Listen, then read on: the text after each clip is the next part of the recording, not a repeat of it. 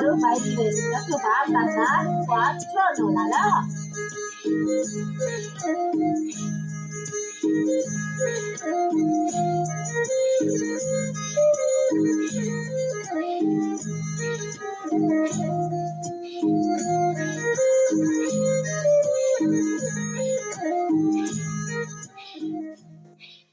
अब आफूमा पुरा हातलाई सिधा अगाडि है। अब श्वास छोड्दै पछाडि खिच्ने पछाडि हात खिच्दाखेरि श्वास छोड्नु होला। खिच्न खुल्लो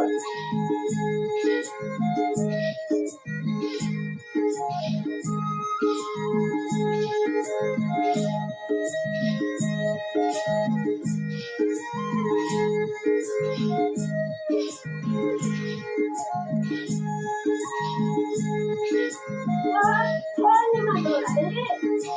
श्वास छोड्नु होला।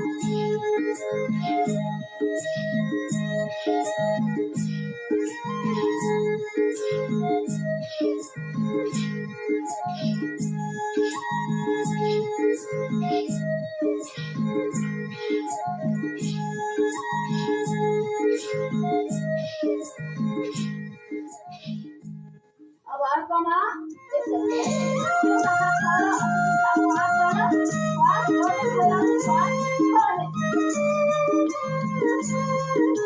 यसरी हृदयको अगाडि हात है। हृदयको अगाडि हात श्वास छोड्ने छोड्ने पुरा खोप्छ फुल्छ अनि श्वास छोड्दा घोडा पनि कुम्छ।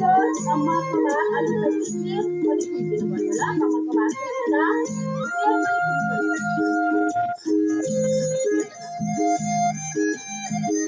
पुरा श्वास गर्नुमा आफूलाई जोड दिनु होला। हेर्नु होला अब जीवन ध्यान दिदिन छ उहाँले।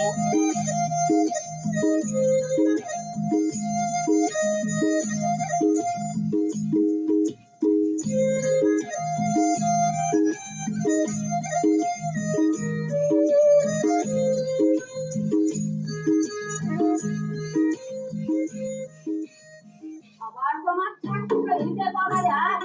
अब पैसालाई सिधा कम्मरलाई पुरा बटार्ने है। पेट पनि निचोड्ने चाहे श्वास छोड्ने चाहे श्वास छोड्ने।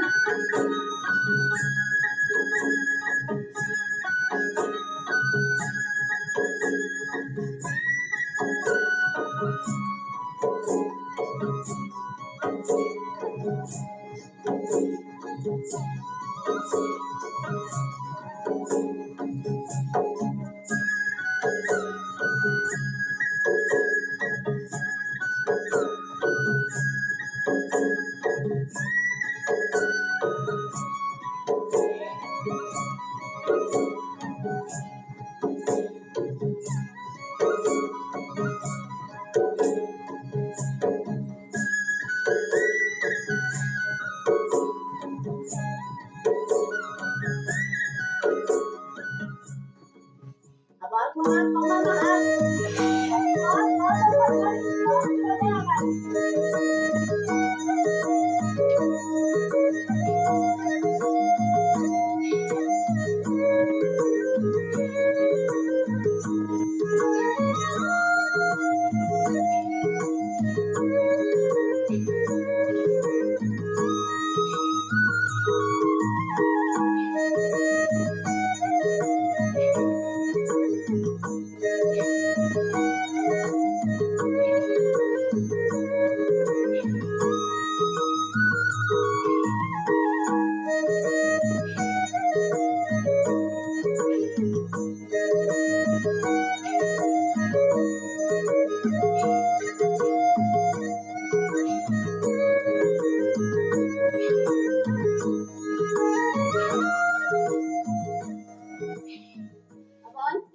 नमस्कार प्राणायाम ठ्याक्क हृदयको अगाडि हात श्वास अगाडि हामीले 6 प्रकारले प्राणायाम गरिसक्यौं। साकामा नमस्कार प्राणायाम अलिकति श्वास छोड्नेमा जोड है। अलिकति ल घोडा खुम्चाउँदै घोडा खुम्चाउँदै ल। खुम्चा बराबर आफूलाई साइलेन्ट होला। कुइनाले पगलाई सिनिँदै श्वास छोड्नु होला है। घोडा पनि खुम्चियोस्, कम्प्लिट पनि खुम्चियोस् है। सुइनाले कोमललाई छुँदाखेरि घोडा पुरै खुम्चिन पर्यो अनि छाती पनि खुम्चिन्छ। हेर्नु होला, छोडो छोडो छोडो मात्र छोड्नु होला, कस्तो आनन्द आउँछ हेर्नु होला है। थोरै बेर मात्र, थोरै बेर चाहियो। सङ्गीत अलिकति बढाइदिन्छ है त, थोरै बेर।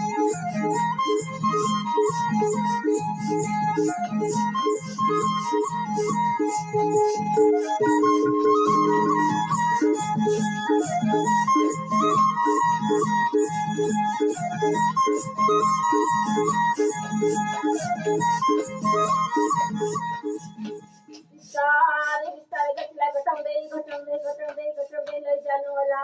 अब दुवै हत्केलालाई खुकुलो छोडिदिनु होला।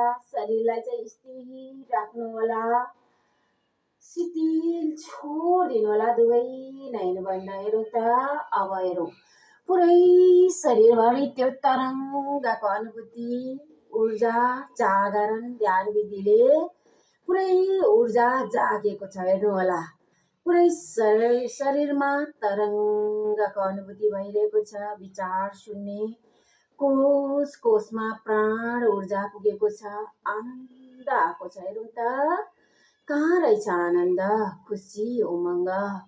हेर्नु होला, यतिखेर विचार सुन्ने खाली मात्र के मलाई थाहा छ, मेरो शरीरमा भइरहेको त्यो तरङ्ग अथवा ऊर्जा सञ्चार भइरहेको छ, मैले थाहा पाइरहेको छु।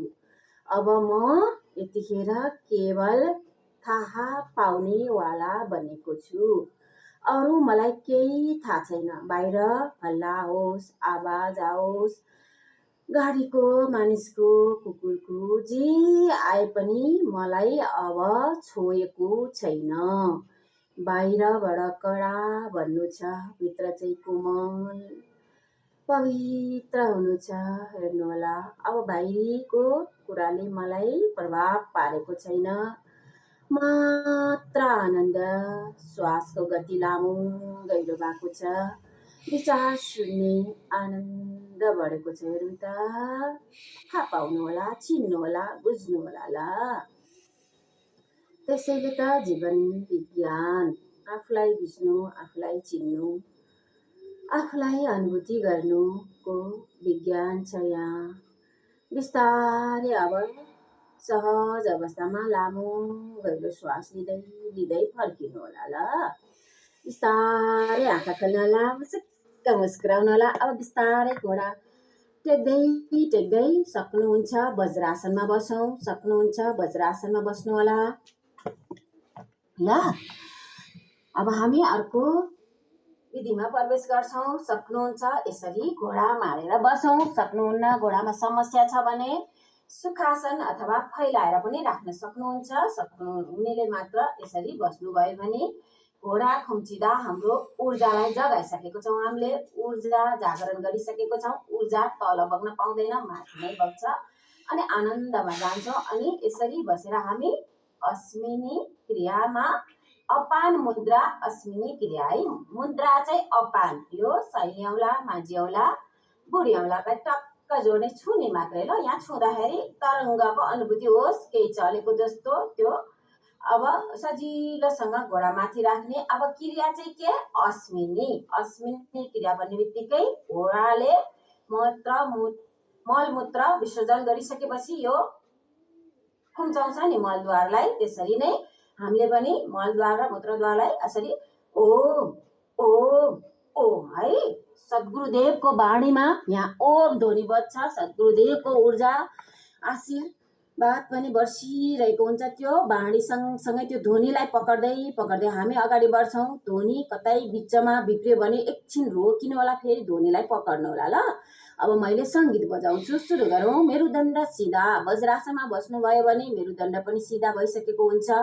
सुखासनमा बस्नु भएको छ भने मेरुदण्ड सिधा राख्नु होला है। अब आँखा बन्द गर्नु होला। सँगसँगै शत्रुदेवको ऊर्जा अनि माता-पिताको आशीर्वाद बसिरहेको माफ गर्नुहोला। सुरु गर्नुहोस् त।